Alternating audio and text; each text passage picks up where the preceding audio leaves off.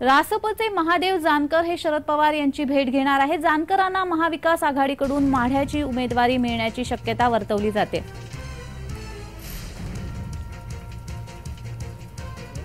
महादेव जानकर हे शरद पवार यांची भेट घेणार आहेत। रासपचे महादेव जानकर हे शरद पवार यांची भेट घेणार आहेत। माढ्याची जागा ही जानकरांना मिळू शकते।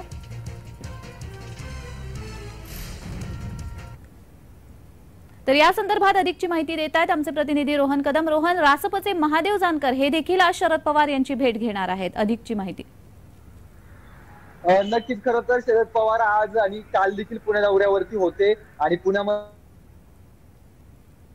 रोहन, आपला आवाज पोहोचत नाहीये नीट। सगळ्या लोकसभा मतदारसंघाचा आढावा घेत आहेत। पोहोचतो आवाज? हा, जरा कृपया रेंज मध्ये येऊन बोला, तुमचा आवाज नीट पोहोचत नाहीये। तर गेल्या 2 दिवसापासून जे आहे ते शरद पवार पुणे मतदारसंघामध्ये पाहणी करतायत। पुण्यामध्ये ठाण मानून बसलेले पाहायला मिळत आहेत। पुण्यातील त्यांच्या निवासस्थानी जे आहे ते राज्यभरातील लोकसभा मतदारसंघाचा आढावा जो आहे तो शरद पवारांकडून घेतला जातोय आणि माढ्यातून देखील रासपचे असणारे महादेव जानकर यांची चाचपणी शरद पवारांकडून गेल्या अनेक दिवसांपासून होत होते। कदाचित ते महाविकास आघाडीमध्ये सहभागी देखील होऊ शकतात, अशा प्रकारच्या चर्चा, अशा प्रकारच्या बातम्या देखील आहेत आणि याच पार्श्वभूमीवरती आजची जी बैठक आहे ती शरद पवारांसोबतची जानकरांची अतिशय महत्वाची आहे। या महादेव जानकर हे शरद पवारांना भेटले आहेत।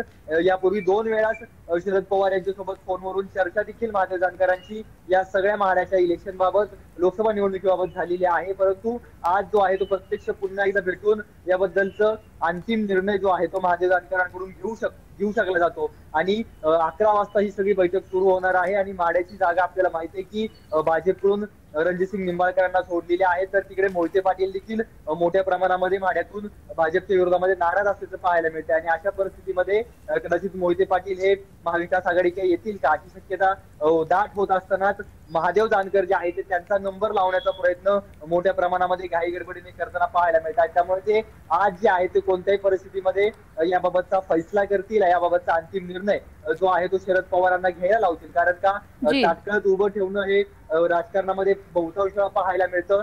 त्यामुळे महादेव जानकर जे त्याची चूक करणार नाही। त्यामुळे महादेव जानकर आज कोणत्याही परिस्थितीमध्ये शरद पवारांकडून हो की नाही, महादेव जानकर हे महाविकास आघाडीमध्ये सहभागी होणार की नाही, किंवा महादेव जानकर माढ्यातून महाविकास आघाडीचे उमेदवार असणार की नाही याबाबतची स्पष्टता जी आहे ती आजच्या दिवसामध्ये महादेव जानकर हे